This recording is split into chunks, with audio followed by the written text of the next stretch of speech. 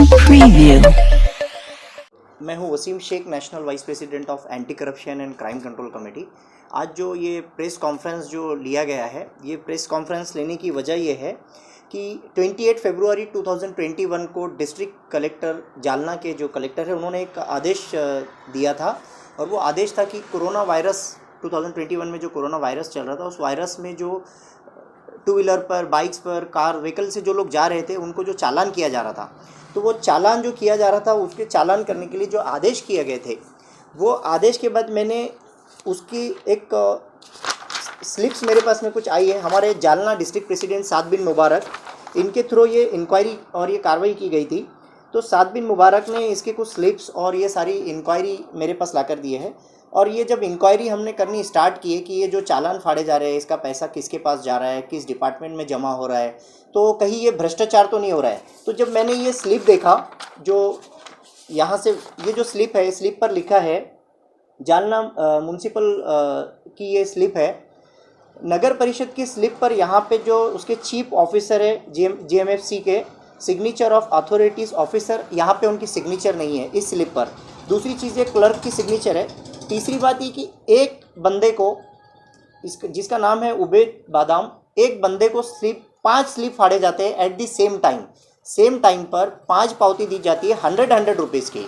जबकि एक बार में आप 500 की स्लिप दे सकते हो, लेकिन आप 5 स्लिप एक बुक में से अगर दे रहे हो, तो इसका रीज़न क्या है? कहीं ना कहीं कुछ लफड़ा है। तीसरी बात, फिर ये वापस से अब्दुल चाउश नामी बंदे को रोकते हैं, फिर उसे चालान करते हैं। तो उसे सेम बुक में से, जिसका बुक नंबर है 2839 और उसका जो स्लिप नंबर है, मैं आपको बता दूं, उसका स्लिप नंबर है 69 70 71 72 73 74 75 76 77 एंड 78। ये 10 रिसिप्ट उसे 100 रुपीज़ की दी गई है। तो मैं पूछना चाह रहा हूँ कि जब एक बंदे को आप एक ही बुक में से, जिसका बुक नंबर है 2839, उसी बुक में से आप एक चालान 1000 रुपये का कर सकते थे, लेकिन आपने उसे 100 रुपीज़ के अलग अलग चालान दिए। तो कहीं ना कहीं इसमें कुछ करप्शन का मामला नज़र आ रहा था मुझे। इसीलिए मैंने इसकी जब इंक्वायरी की, तो मैंने वहाँ के जो जिन लोगों ने ये चालान किया था, इंस्पेक्टर ऑफ पुलिस महाजन और उनके पुलिस थाने के काफ़ी कर्मचारी उनके साथ में थे। और ये स्लिप दी जा रही है नगर परिषद की, और इस पर सिग्नेचर है क्लर्क की, अथॉरिटी ऑफिसर की इस पर सिग्नेचर नहीं है। और जो फाइन कर रहे हैं, पुलिस कर रही है। अगर पुलिस फाइन कर रही है, ठीक है, उस पर कौन फाइन कर रहा है वो होना चाहिए था, उस पर फाइन नहीं है, कौन कलेक्शन कर रहा है। दूसरी चीज़, जो कलेक्टर के जो आदेश 28 फरवरी को जो आदेश आए थे, उस आदेश में मैंने पढ़ा, उस आदेश में साफ लिखा है to inform the tehsil office about the recovery of the daily penal action done by the Scott without paying at 4 PM every day. हर दिन, कलेक्टर के आदेश में लिखा है, हर दिन तहसील ऑफिस में ये रिकवरी के बारे में सूचना दी जाए। लेकिन वहाँ पे आज ऑलमोस्ट 1 ईयर हो चुका है। 1 ईयर होने के बावजूद आज मैंने जब नगर परिषद से पूछा कि ये जो बुक नंबर है और ये स्लिप्स है, इसकी जानकारी मुझे दीजिए कि ये पैसा किसके पास जमा हुआ है, तो आज ऑलमोस्ट 1 ईयर हो चुका है। और कलेक्टर के आदेश के हिसाब से डेली इसकी सूचना देनी चाहिए थी, लेकिन ऑलमोस्ट 1 ईयर होने के बाद भी उनके पास आज ये कोई बुक नहीं है, इसका कोई रिकॉर्ड नहीं है।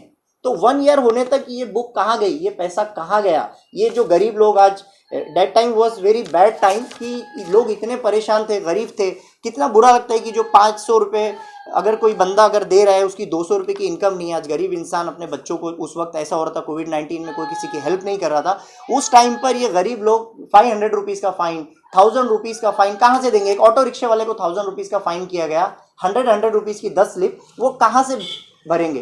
तो इन गरीबों का खून चूसकर ये पैसे लिए गए, और ये पैसे गवर्नमेंट खाते में आज जमा नहीं हुए। और अगर जमा हुए हैं तो 1 साल तक नगर परिषद का स्लिप है, और नगर परिषद में ही इसका रिकॉर्ड नहीं है।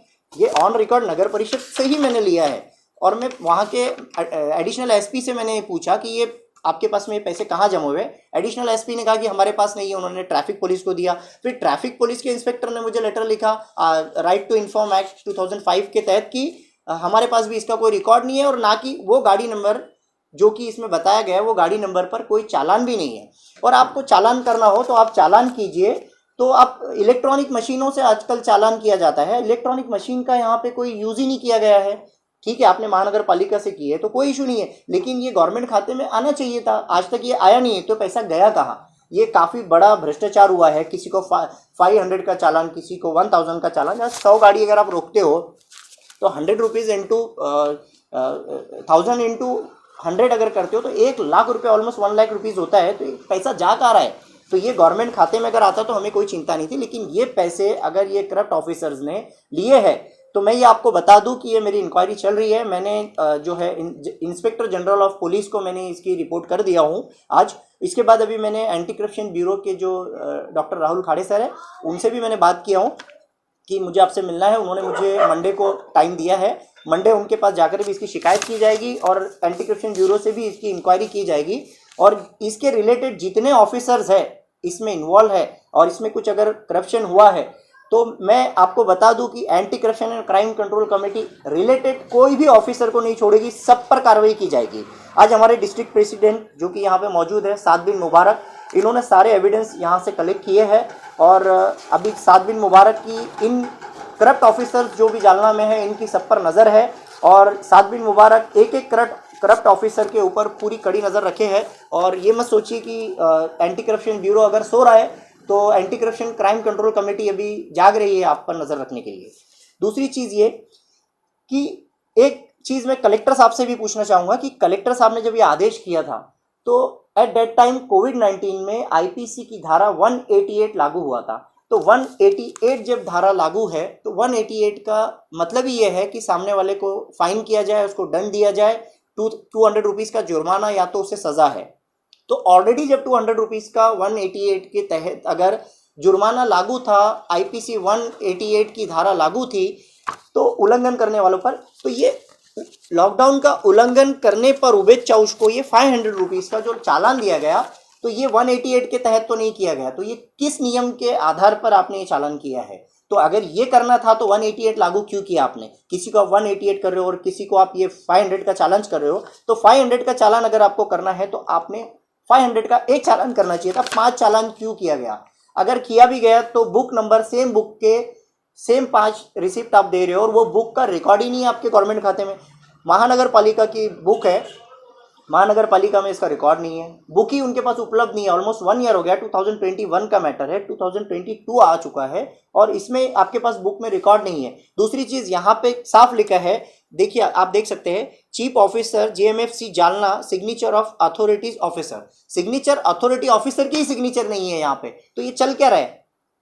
ये इस तरह का करप्शन और इस तरह का भ्रष्टाचार, तो मैं कहना चाहूँगा जितने भी इंस्पेक्टर ऑफ पुलिस महाजन, उनके साथ में जितने भी कर्मचारी थे, इन सब पर पब्लिक के साथ में धोखाधड़ी करने के आरोप में, पब्लिक के साथ कि ये गवर्नमेंट की तरफ से चालान किया जा रहा है, इस तरह का विश्वास में लेकर विश्वासघात करने के आरोप में और लोगों के साथ चीटिंग करने के आरोप में आईपीसी की धारा 406 के तहत इन पर कार्रवाई की जाए और इन पर अगर ये करप्शन में सिद्ध होते हैं इंक्वायरी में तो इन पर एंटी करप्शन ब्यूरो से भी सब पर एफआईआर की जाए। नगर परिषद के रिलेटेड जितने लोग हैं, चाहे वो जिला अधिकारी के लोग हो, सभी लोगों पर कार्रवाई की जाए। एविडेंस मेरे पास में सब मौजूद है और मेरी कार्रवाई इन पर जारी रहेगी।